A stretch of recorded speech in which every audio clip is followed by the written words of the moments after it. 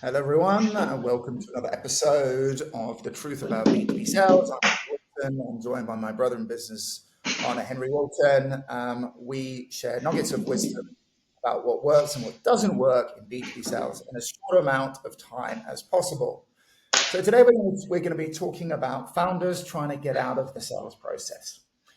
I would say this is probably one of the most common themes that runs through this podcast.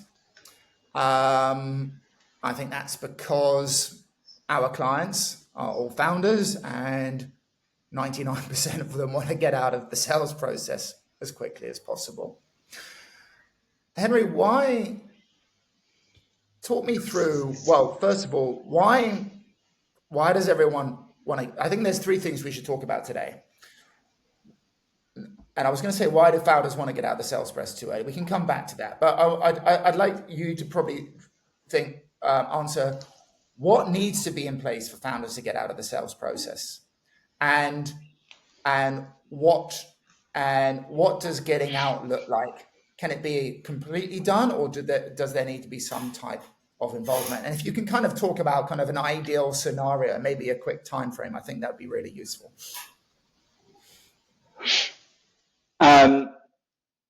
So number one is I think that there needs to be a clear understanding of the segments that you're going after, who, why. I think there needs to be some level of agreed process on how you go out and you meet those people, and then how you nurture those relationships.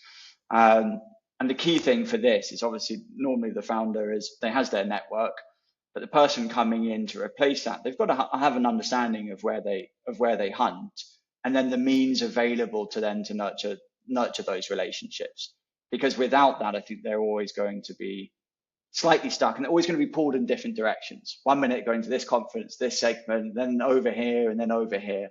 And as we talked about in a different episode, I think founders can get over that issue with the founder magic, the ability to sell from the hip, the power of their network, the power of being the founder. That doesn't translate to a BD, generally speaking. So that's where it sometimes falls flat. So I think there needs to be a very clear understanding that comes from the founder about what are the goals, who are you going after, where are they, what means do you have at your disposal to be able to nurture those relationships over a long sales cycle.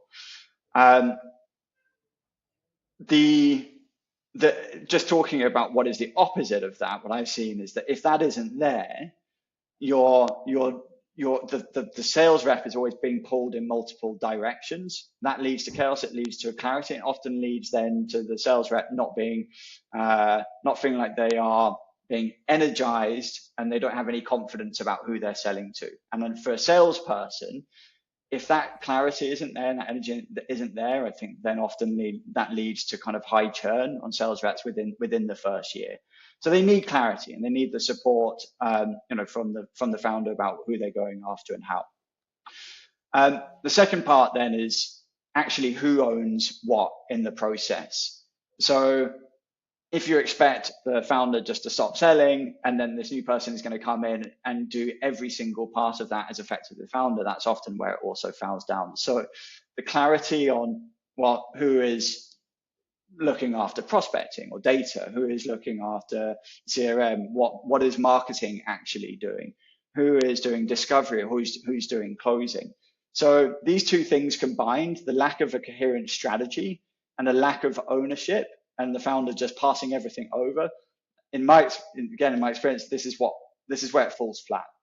When you nail those two things, when there is a clear strategy and there is clear ownership, it can work. And often a key component of that ownership is actually the founder not completely stepping out. So going arms up and going, cool, you run with it. It's about the founder saying, okay, well, I will still remain involved, but I will only deal with these clients, and I'll only deal with closing or negotiation. So if you can nail those two things, I think it's they're pretty key ingredients to making this work. Yeah, it's really interesting. I talk to a lot of founders, and one of the first things that I say is, why do you want to get out of the sales process? Why do you want to stop selling? And they say, I don't like it. I don't think I'm very good at it. I don't, all those things. And quite often I'll say, okay, I get all those things. But if you had to have 4 conversations a month with potentially really high value potential customers, and it's not a sales conversation, but it's actually talking to them about what their problems are. It's talking, having a deep understanding of those, and then thinking about how your product could potentially, or service potentially helps that. Nearly everyone I speak to says, oh yeah, I'll do that all the time. So I think one of the reasons founders want to get out of the sales process is actually they think that selling is doing all the things that you've just said, and then they think it's pitching, where actually when you're dealing B2B high ticket sales, selling is collaboration, it's partnering, it's talking to people and having a deep understanding of what their problem is.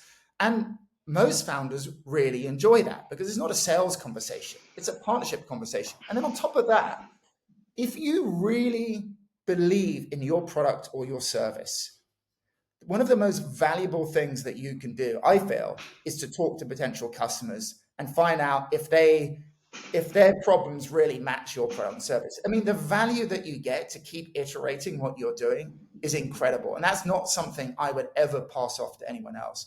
And finally, I'd just like to say, I've started a number of companies over the last 25 years. As any time my business has been in trouble, the first thing I do is start having conversations with my customers again. The first thing. I jump into the front line. I've done it, when I've been in B2C, B2B. I've done it when I've got teams of 30 people. Why? Because I want to find out what customers are thinking and feeling. And that is incredibly valuable. So, I'm sure everyone's read books on it and listened to many podcasts on it. The closer you can stay to your customer, the better it is for your business at all possible times.